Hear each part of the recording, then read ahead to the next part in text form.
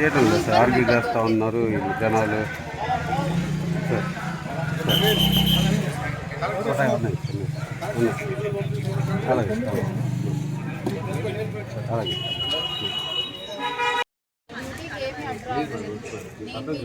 ఎవరికి కూడా అలౌ చేయటం లేదు. నేను నిజంగా నేను మీకు ఏం అడ్డు చేయట్లేదు కదా సార్. మీరు వద్దన్నారు, నేను మాట్లాడాను, వెళ్ళి ఇక్కడ నిల్చున్నాను. ఇక్కడ ఉండకూడదు, ప్లీజ్ అర్థం చేసుకోండి. ఈరోజు కార్యకర్తలకు పిలుపులు ఇవ్వలేదు, నేనేమి ఇది చేయలేదు, నేనేం అసాంఘిక చర్యలు పాల్పడట్లేదు. మీరు ఎందుకు నాకు నోటీస్ సర్వ్ చేస్తున్నారు? ఎందుకు నోటీస్ సర్వ్ చేస్తున్నారు? దీంట్లో ఏం చెప్తున్నారంటే ఎలాంటి దుష్పరిణామాలు జరిగినా మిమ్మల్ని బాధ్యత చేస్తామని చెప్తున్నారు. అంటే ఇప్పుడు ఏదో ఒకటి ఎక్కడో ఒకటి ఏదో జరిగితే ఇప్పుడు దానికి కూడా వంకకు చూపించి మమ్మల్ని కూడా లోపలేద్దామని ప్లాన్ చేస్తారు, అంతేనా సార్? మరి ఏంటి సార్ ఇది? నేను చెప్పిన దానికి ఏదన్నా ఒక్కదానికి నేను నో అన్నానా? నేను కాదన్నా లేదు కదా. నేను కామ్ గా నించున్నాను పక్కన, మీరు మేడం అక్కడ ఎందుకు వెళ్ళకూడదు సార్? ఏంటి ప్రాబ్లం? ఒక్క నిమిషం, నేను మీకు పోలీస్ యాక్ట్ 144 అమల్లో పర్మిషన్ లేదు.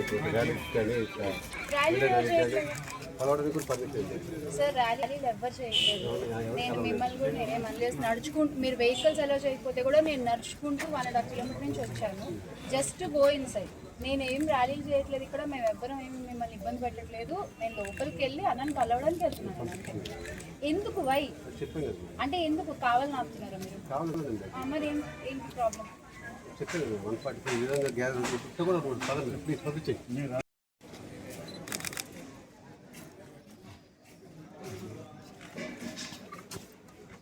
చూడమ్మా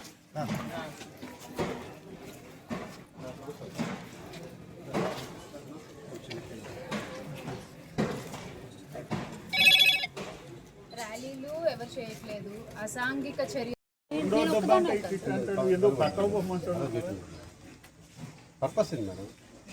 సార్ ఈ రోజు అన్నని కలవాలి ఎక్కడైనా సరే. కోర్టు దగ్గరికి వస్తున్నారు ఇక్కడే కదా సార్, జస్ట్ నన్ను ఒక్కదాన్నే పంపించండి. అంటే ఇప్పుడు వీళ్ళెవరిని వైఎస్ఆర్సీపీ వాళ్ళు ఎవరిని అలౌ చేయకూడదు అని మీకు చెప్పారా, లేకపోతే ఎట్లా చెప్పారు? మీ ఇన్స్ట్రక్షన్స్ ఏం చెప్పండి, మిమ్మల్ని అనండి. మీకు వచ్చిన ఇన్స్ట్రక్షన్స్ ఏమి ఇచ్చారు ఎగ్జాక్ట్గా చెప్పండి.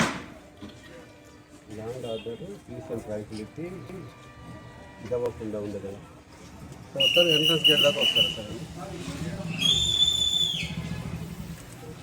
వైఎస్ఆర్సీపీ కోర్టు లోపలికి వెళ్ళాలంటే వెళ్ళాలి అని చెప్పేసి ఆర్గ్యూ చేస్తారు. అలాగే చూస్తారు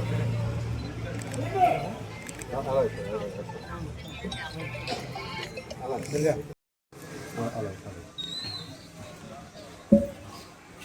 సార్ నేను మీ లా అండ్ ఆర్డర్కి ఎలాంటి కలిగించలేదు. నేను జస్ట్ అన్నం కలవడానికి వచ్చా. మా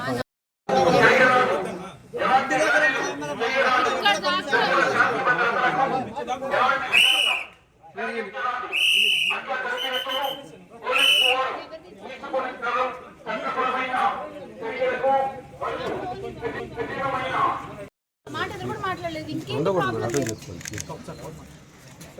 ఉండకూడదు మేడం, పదండి ప్లీజ్. హలో చెప్పండి.